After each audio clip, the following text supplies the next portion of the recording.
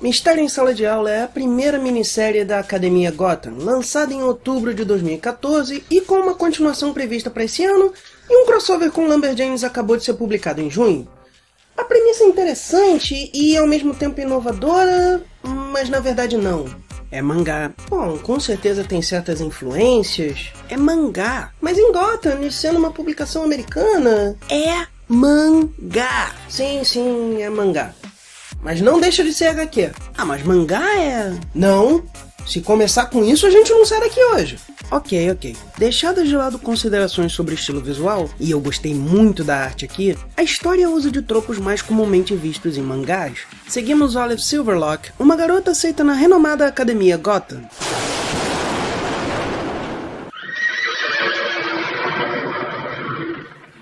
Onde ela encara os problemas da adolescência. Eu disse que não é só mangá. Apesar de lidar com emoções confusas ocasionalmente, o que é mais bem utilizado aqui que na maioria dos lugares, o foco está em um mistério que não é na sala de aula, por sinal. Esse é o título do volume apenas em português, porque nenhum autor consciente diria...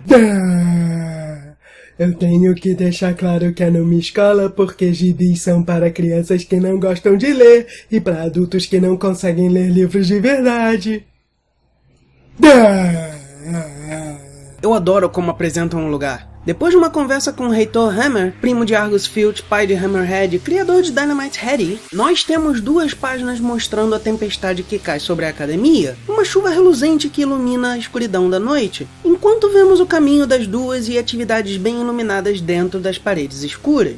Em boas histórias serializadas, os cenários recebem tantos detalhes que muitos os consideram personagens em si, e esta apresentação é ótima defesa dessa ideia quando você considera que essa escola fica em Gotham City, a cidade onde tudo dá errado, mas esta é uma instituição que funciona apesar de onde está. Em suas aventuras, Olive Silverlock é seguida por Maps, uma corraia obcecada por RPG, e juntas elas exploram a escola enquanto vários rumores sobre fantasmas circulam. Além delas, temos uma rival que cria caso, apresentada beijando o namorado em sala de aula.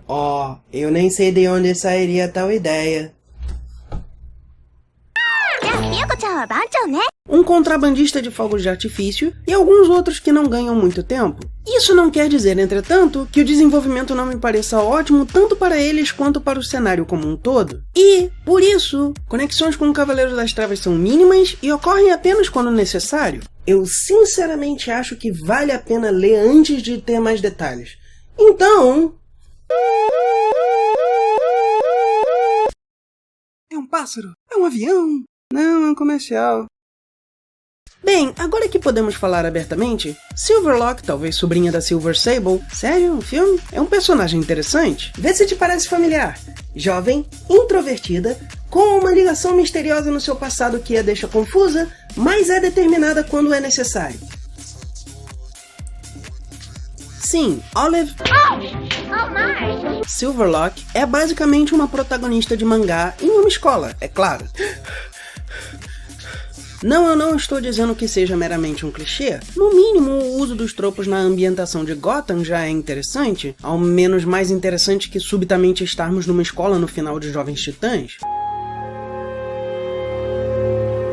Sorry. A primeira cena de ação é um bom exemplo. Maps se apoia em uma parede de tijolos soltos e cai. Obviamente, Olive estende sua mão, mas Maps não consegue alcançar. Enquanto em um mangá ou anime se esperaria um resgate milagroso e em uma história padrão se veria aquela essência de Jin Gold surgir do nada, aqui Olive vai embora. Maps grita e, vendo o rosto dela, você chega realmente a acreditar que ela estaria duvidando de Olive, especialmente porque ela estava evitando Maps até pouco antes. Claro, você não acredita que ela vai desistir, mas a solução dela me foi uma surpresa.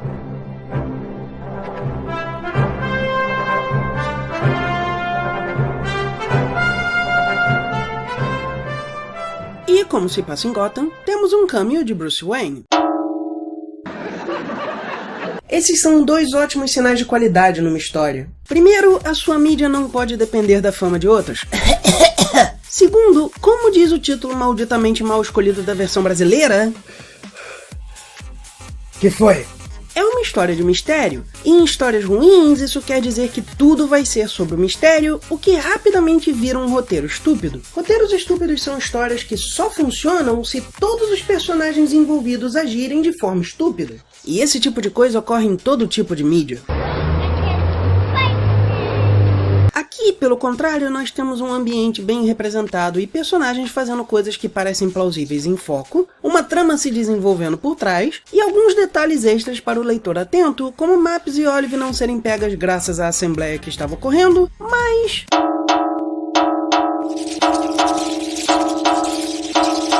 tem até uns momentos bem engraçados. Como dito antes, os outros personagens também são bem trabalhados. Maps é a geek que pode parecer estereotípica falando sobre RPG constantemente. Isso para quem não tem experiência com RPG. Se você nunca jogou RPG, jogue, mesmo que seja só uma vez ou duas, vale a pena. Role-playing game ou jogo de interpretação de papéis não é um gênero de jogo, mas um suporte. Uma mídia como o rádio, a TV ou a internet. Existem gêneros dentro de RPG, como cyberpunk, realidade fantástica ou terror, fantasia medieval sendo provavelmente o mais conhecido. A parte de jogo é uma forma de ancorar a história. Maps adora explorar locais onde suas aventuras poderiam ocorrer, faz mapas o tempo todo e fala sobre suas aventuras com orgulho. Ela é a aventureira que todos procuram na taverna, uma dungeon crawler. Quanto aos outros personagens, não vale a pena me aprofundar. O desenvolvimento deles é bom, mas precisa ser apreciado em pessoa, então vamos falar só de alguns detalhes. A professora de história, além de ser interessante, é uma sutil indicação da importância do histórico na trama. O professor de química é aquele Smile, que sempre me lembra dos capangas do Coringa inspirados nos Três Patetas.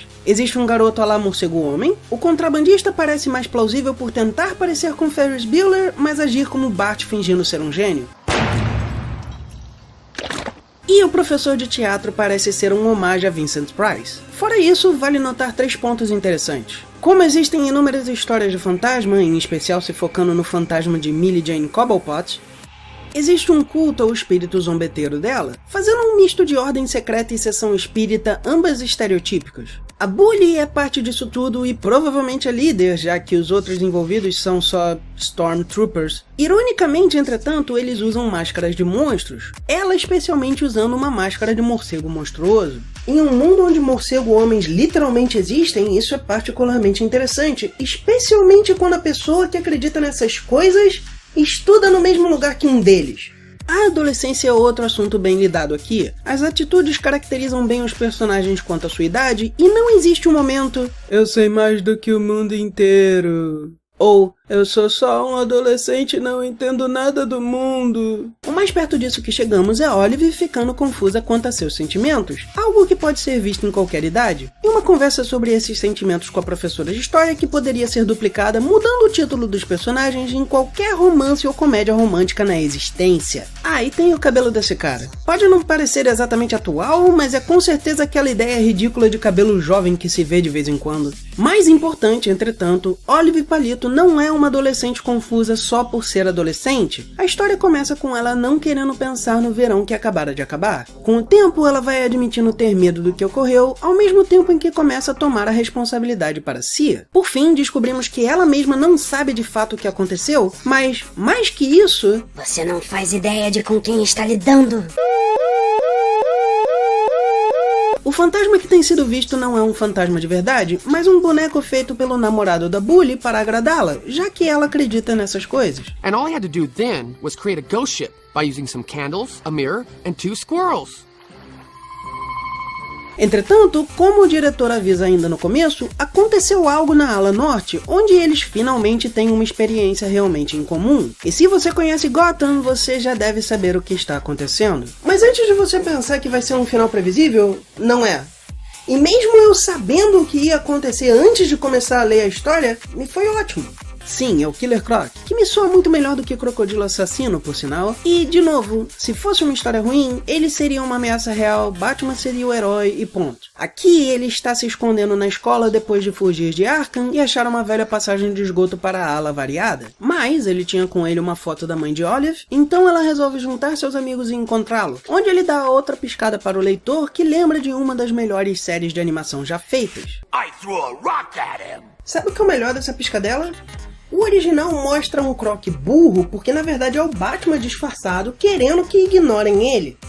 Infelizmente ele era às vezes mostrado como burro ou só animalístico, embora a primeira história dele naquele desenho fosse ele quase mandando um policial pra cadeia. Aqui, por outro lado, ele está usando a mesma frase usada para mostrá-lo como burro, de forma a fazer todos rirem. Ele tem um momento engraçado logo antes, mas não parece que ele seja vazio como... Por sinal, quando eu vi...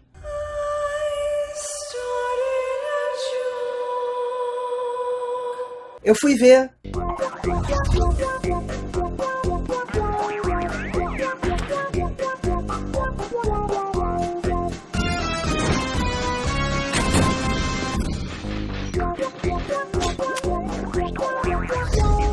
E eu já tinha um problema com quão vazios os personagens pareciam ali.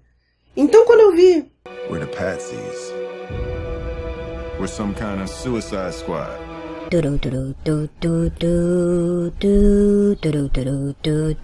Mas, mais importante, Silverlock, além de me fazer pensar em cordões argênteos, é o sobrenome de uma vilã conhecida como Calamidade. Não, o nome dela não é Jane. Croc a conheceu em Arkham, onde ela era mantida medicada para não usar seus poderes sobre fogo, e diz que quando ela acordava das drogas, ela falava sobre sua filha, e ele prometeu ver como ela estava. Isso não só fecha o mistério, mas traz tanto momentos alegres e doces à personagem principal, quanto o fato de seus problemas de memória poderem ser problemas mentais como os da sua mãe. Ah, e o crocodilo fugiu por causa de um incêndio, então Sybil Silverlock pode visitar a filha um dia. Só falta um final, então Batman vem pegar o crocodilo, Olive realmente é um palito de fósforo, o vilão bondoso foge, Batman fala com ela e ela joga o fantasma falso fora, finalmente fundando um clube de detetives após toques finais. Academia Gotham foi uma ótima leitura e uma das raras vezes que um spin-off funciona tão bem.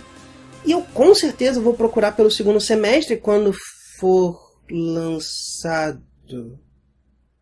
Ei, peraí, onde é que você vai?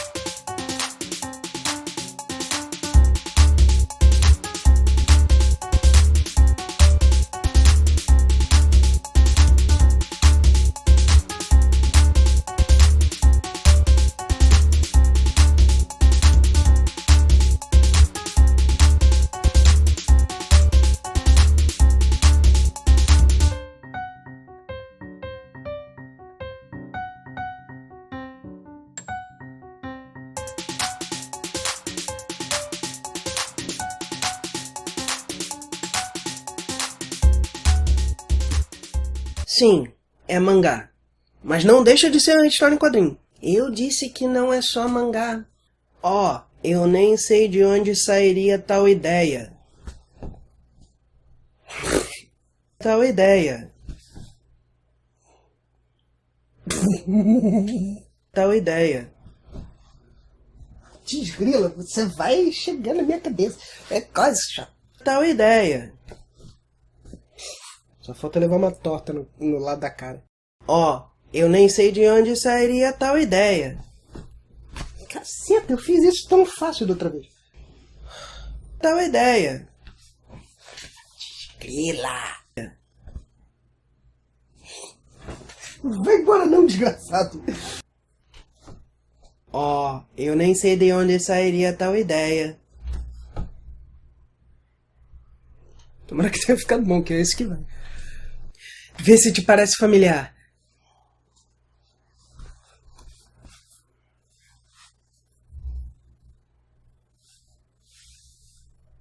Jovem, confuso... Não.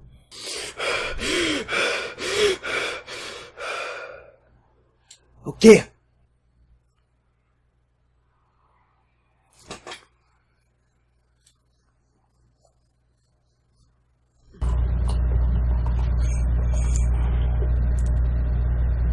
Café!